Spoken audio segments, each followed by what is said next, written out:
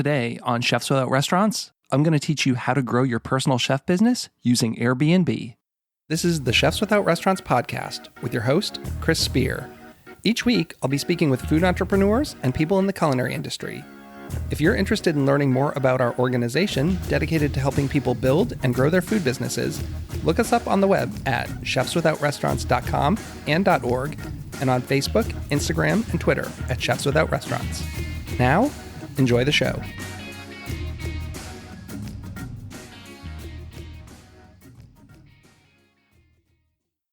Hello, everyone. This is Chris with the Chefs Without Restaurants podcast. If this is your first time tuning in, this is the show where I normally talk to guests.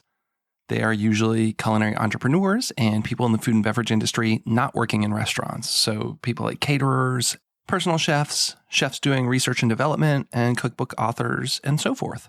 But today I'm doing this little mini episode. What I really want to talk about is how you can grow your personal chef business using Airbnb.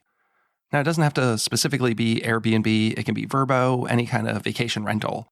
This show is not endorsed by any of those companies, though I am open to partnerships. So if you're listening, hit me up, Airbnb and Vrbo executives. So this is one of the big things that really transformed my personal chef business. I started to notice a trend with my customers. I was starting to see more people hire me to cook while they were staying at a Airbnb. And as this continued to happen more and more, I thought, wow, this would be a really great way to keep getting business. And if I can find a way to grow this aspect, I won't really have to spend as much money on advertising. At the time, I was taking a lot of business through Thumbtack. That's a whole nother thing. I really don't love Thumbtack or recommend them anymore, and it costs a lot of money. So I think we all want to save as much money as we can and get the most return on our time and money, right? So anyway, let's cut to the chase. How do you do this? First off, if somebody hires you to cook for them and they are in an Airbnb, I highly recommend you talk to the person who hired you and see if you can get the contact information. Will they share an email or a phone number or something, some way that you can get in contact with them? The hardest thing when working with Airbnbs and Vrbos is they don't want the consumer to be able to go outside their system and book these places, which makes sense, right? So you can't really go on the Airbnb website, find a place, and contact the property owners directly. You would have to book an experience there. And I guess you could maybe go through the booking process and send them a message, but that can be problematic. You might get banned or blocked, and I don't really recommend doing that. So you go to a place, you find out that it's an Airbnb, get the contact information of that person. Second of all, when you're in that house, poke around a little bit. I've been to a lot of places that have, whether it be a QR code on the fridge or cards laying out with their contact info. You can probably find the contact info while you're there, whether it be the email or a website or a phone number. And I recommend getting that information so you can get in contact with these people, because the key to this is you're going to want to be in contact with the people who run these houses. But let's say you haven't been hired at one of these places and you kind of want to break the seal. Look for places that have a name. 289 Smith Street in Hagerstown, Maryland is not going to cut it. But so many of these places now are kind of wanting to give you this experience, and they name their places. I've cooked at places that are called the Fingerboard Inn or the Distillery House. And quite often you can Google them and find an independent website or get contact information. And that is a way of kind of going around this whole Airbnb Vrbo website system. For me, I've had a lot of success also finding ones that are not in major metropolitan areas where people would potentially be going out to eat. So, I live near Washington, D.C. People book an Airbnb in downtown Washington. They're probably going to be going out to these restaurants, maybe even ones they can walk to. So I've decided to focus on, for me in like Virginia wine country, people renting this cool cabin that's kind of out in the middle of nowhere. They have great wineries, but not necessarily a place where everyone wants to go out to dinner that evening. Now let's go back to the part about you've got the contact info for the people who run this house, this place. What do? First of all, I recommend everyone have some kind of media kit. They're really easy to make. I did mine in PowerPoint. It's like 5 pages of slides. If anyone has questions or wants to see a template, reach out to me and I can give you some guidance. but mine has, my headshot. It's got basic info on the experience, how it works, pricing. I have a sample menu. I have some reviews, a couple of pictures, and then a page with all my contact info and social media. Make it real lean and mean, 5 slides at most. And send that to these people and let them know what you do. Say, I'm a personal chef. I would love to come to your property and cook for your guests when they stay there. Pitch it like it's a value add. When my wife and I go places, we often look at restaurants because we love going out. So if, we're looking to stay somewhere and I can't see any place that I would want to eat while we're away, I might not book that place. And I'm sure there's other people like that. So that's how I propose it. Say, hey, you've got a beautiful place.